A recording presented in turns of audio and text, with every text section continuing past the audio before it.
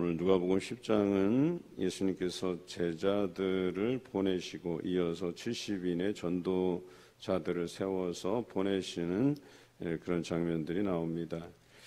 특별히 예수님께서 처음에는 12 제자들에게 귀신 쫓는 능력, 병 고치는 능력, 그 이름에 권세를 주셔서 보내셨다 그랬어요. 그래서 우리가 9장 1절에 함께 나눈 바가 있죠.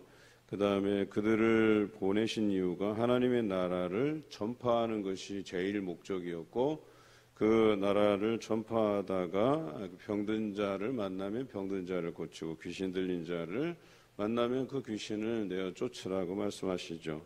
그런데 오늘 10장 1절에 보면 따로 70인을 세우사 각 동네와 각 지역으로 둘씩 앞서 보내셨다 그랬어요. 물론 더 많은 사람들에게 복음을 전하시기 위한 목적일 수도 있고요. 또 예수님께 나와서 제자 되기를 희망하는 많은 사람들이 있었다, 이렇게 표현할 수도 있겠죠.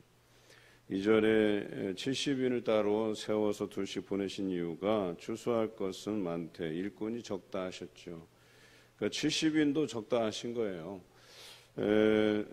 그래서 교회들마다 성경적인 부분들을 따서 이제 전도대를 꾸리는데 70일 전도대 이렇게 꾸리잖아요. 제가 한 1,500명 되는 교회에서 사역할 때는 70일 전도대 꾸리기도 힘들었어요. 70일 전도대를 목표로 하고 모집을 해도 참 전도하는 일에 열심을 내는 사람들이 많지 않다. 그건 어느 교회나 다 마찬가지예요. 전도에 대한 부담감이 있어요. 그러나 우리가 이 땅에 태어나고 이 땅에서 자라고 복음을 가까이 하는 근본적인 이유를 우리가 찾아보면 전도자로 이 땅에 보내진 사명자다라고 하는 것을 부인할 길이 없어요.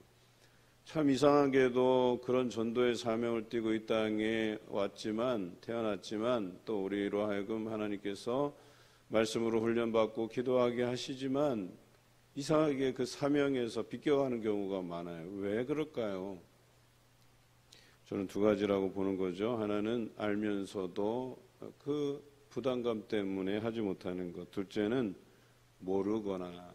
근데 제 경험상 모르지 않거든요. 그리고 교회에서 어느 목회자든 당연히 우리에게 예수님께서 마지막으로 부탁하신 것도 너희가 땅끝까지 이르러 내 증인이 되라 하신 말씀이었고, 누누이 이것은 사순절 기간 동안에 우리에게 강조되는 바이기 때문에 우리가 모를 리 없다는 거죠. 이처럼 여전히 추수할 것은 많고 일꾼이 적다 하신 부분이 우리에게 마음에 와닿습니다. 과연 우리는 이 땅에서 전도자의 삶을 살고 있는가라고 하는 것이죠. 오늘 전도자의 삶은 어떤 것인가를 한번 살펴보죠. 3절에 내가 너희를 보냄이 어린 양을 이리 가운데 보낸 것 같다 그랬어요. 양을, 그것도 그냥 양이 아니라 어린 양이래요. 뭐 저항할 수도 없는 어린 양을 그냥 이리의 밥이 되게 그냥 보내시는 거예요. 그러니까 우리가 상식적으로 보면 당연히 어린 양이 이리 가운데 가면 잡아먹히죠. 그것으로 끝나는 거예요. 그러나 오늘 뒤에도 나오지만 하나님께서 이들을 지키시겠다라고 하는 것이에요. 19절에 보면 너희에게 뱀과 정갈을 밟으며 원수의 모든 능력을 제어할 권능을 주었으니 너희를 해칠 자가 결코 없으리라, 이렇게 표현하고 있어요. 분명히 어린 양이 이리 가운데 보내는 모습처럼 제자들이 나아가지만 하나님께서는 그 원수들을 제어할 수 있는 능력을 우리에게 주셨다고 분명히 말하고 있고, 더군다나 그들이 너희를 해치지 못할 것이라고 말씀해 주시거든요. 오늘 이 말씀을 기억하면 우리는 다윗을 또 떠올릴 수 있겠죠. 다윗은 목자였고 소년이었어요. 그런데 양들을 삼키기 위해서 사자나 곰이나 이 험악한 것들이 달려드는데 다윗이 어떻게 했죠? 그들의 입에서 양을 빼놓고 그들의 입을 찢고 했던 모습들을 성경에서는 분명히 기록하고 있거든요. 그러니까 우리 상식으로는 그게 납득하기가 어려운 것이지만 하나님께서 세우시고 하나님께서 보내신 자들은 그 원수들을 제어하고 통제하고 심지어는 그들이 우리를 해치지 못하도록 하나님께서 동행하여 주신다라고 하는 것이에요. 그것이 또 설명되는 것은 그 16절에 나와 있듯이 너희 말을 듣는 자는 곧 내 말을 듣는 것이고 너희를 저버리는 자는 곧 나를 저버리는 것이고 나를 저버리는 자는 나 보내신 이를 즉 하나님을 저버리는 일이다 그랬어요. 그러니까 뭐예요? 우리가 전도자로 살아가는 삶은 예수 그리스도께서 나를 보내셨기 때문이고 그리고 그 보내신 사명의 최종 명령권자는 하나님이시다라고 하는 거예요. 그러니까 하나님께서 보내신 자들에게 원수들을 제어할 수 있는 능력을 주실 뿐더러 하나님의 사람들을 해칠 수 있도록 내버려 두지 않는다라고 하는 것이죠. 그들을 보호하신다라고 하는 것이죠. 이것이 제자로서의 삶이고 전도자로서의 삶이에요. 어린 양이 이리 가운데 보내지는 것 같이 그것은 희생이 따르고 수고로운 길이고 험난한 길임을 우리에게 말씀해 주시죠. 이것은 예수님께서 너희가 제자가 되려거든 자기 십자가를 지고 나를 따를 것이니라 라고 하는 말씀과 일맥상통하는 말씀이에요. 그런 길이에요. 또 두 번째는 4절에 전대나 배낭이나 신발을 가지지 말며 길에서 아무에게도 무난하지 말며 그랬어요. 여기서 길에서 아무에게도 무난하지 말며라는 표현은 오직 전도의 목적 그 사명만을 가지고 부르심을 받은 그곳으로만 향해서 걸어가라는 거예요. 딴 데 이렇게 둘러보지 말고 한눈 팔지 말고 보냄을 받은 그 집으로 가서 평안을 빌라 이렇게 표현하고 있잖아요. 여기서도 마찬가지고 다른 부분에도 마찬가지고 그 집에 들어가거든 평안할지어다 라고 선언하라는 거예요. 빈 평안을 선언했을 때 그들이 받아들이면 그들에게 평안이 임할 것이고 구원이 임할 것이고 그렇지 못하면 빈 평안이 우리에게 돌아올 것이고 그래서 우리는 나올 때 뭐예요? 그들이 평안을 받지 않았기 때문에 발에 먼지를 떨어버리는 상징적인 행위로서 하라고 이야기하고 계시죠. 이것이 우리에게 전도자의 사명을 가지고 살아갈 삶이에요. 첫째, 그거는 십자가를 지고 걷는 것처럼 험난한 길이다. 어린 양이 이리에게 보내진 같은 길이다. 두 번째는 아무것도 가지지 말고 그러니까 다 아무것도 욕심내지 말고 이 세상에서 내가 부유한 것들 취하고 어떤 지위를 취하고가 아니라는 거예요. 그저 보내심을 받은 그 가정으로 그 길로 행하라는 거예요. 아무것도 둘러보지 말고 오직 사명을 향해서 달려가라는 그 길.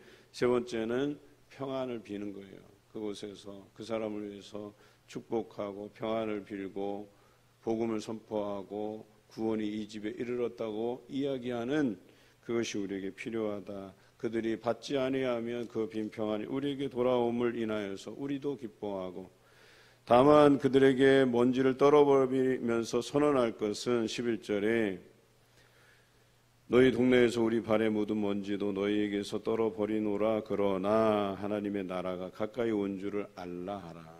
그러니까 이거 마지막으로 선포하는 거예요. 그들이 그 빈 평안을 거절했으니까 그래도 마지막 나오면서 발에서 먼지를 떨어버리지만 하나님 나라가 가까이 왔다는 것을 마지막으로 이야기하라는 것이죠.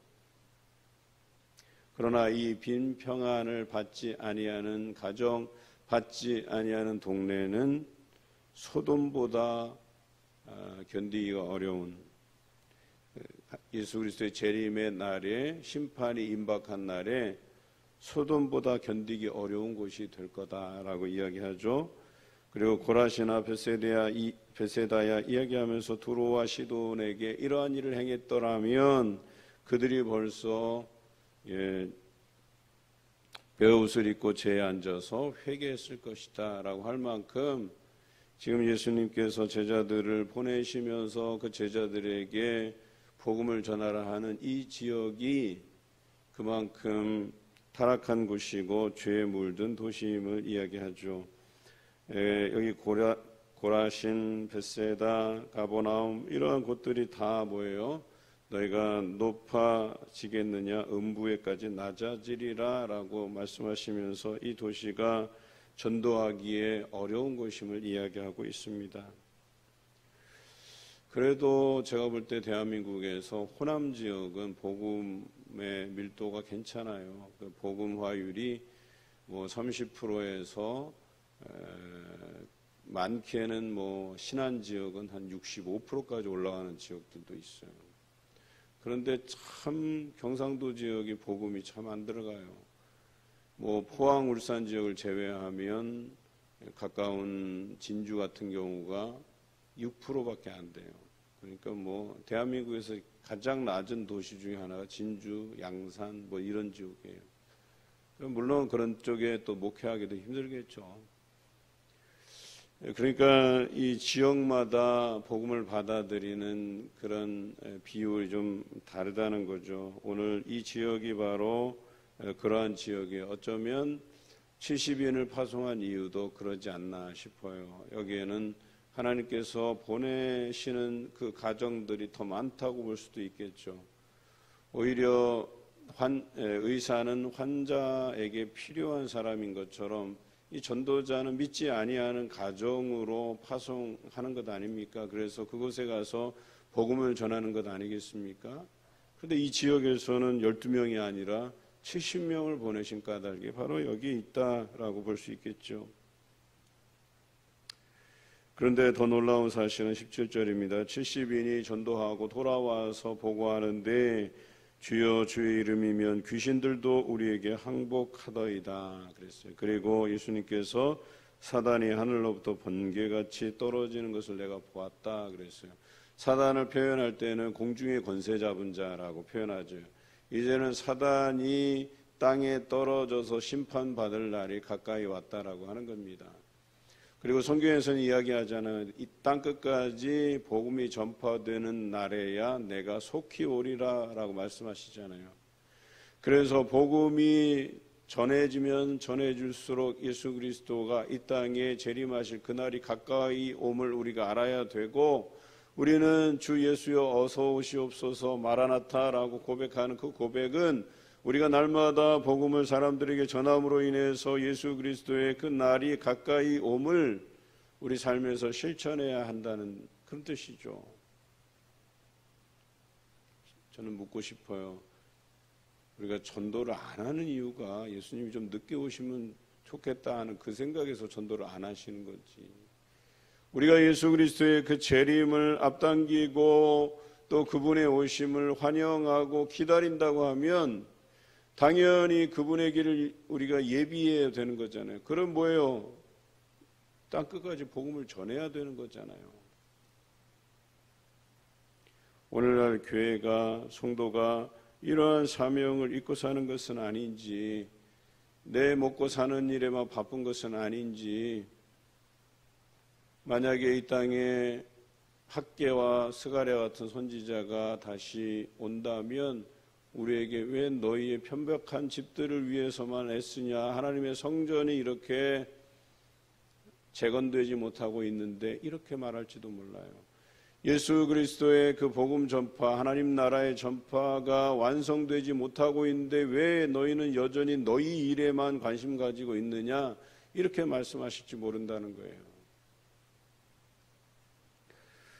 사순절 기간, 그래서 우리는 1인 1전도를 실천하자고 우리 사순절 프로젝트에 넣은 것 아니겠어요? 예수 그리스도의 재림을 기다리는 우리에게 무엇보다도 절실한 사명은 1인 1전도예요. 그래서 그들에게 한 사람이라도 더 예수 그리스도께서 재림하시기 전에 하나님 나라를 선포하는 것, 복음을 전하는 것, 그래서 그들이 주께로 돌아오게 하는 것, 그들이 구원을 얻게 하는 것, 그것이 우리의 사명이 아닐까 하는 생각을 해봅니다. 사순절 기간 전도하시기 바랍니다. 그래서 우리 교회가 이 전도로 인해서 더욱 활성화되고 구역이 부흥하고 교회가 부흥하고 가정이 사명감으로 투철한 정말 하나님 앞에서 살아나는 가정들이 되시길 주님의 이름으로 기원합니다.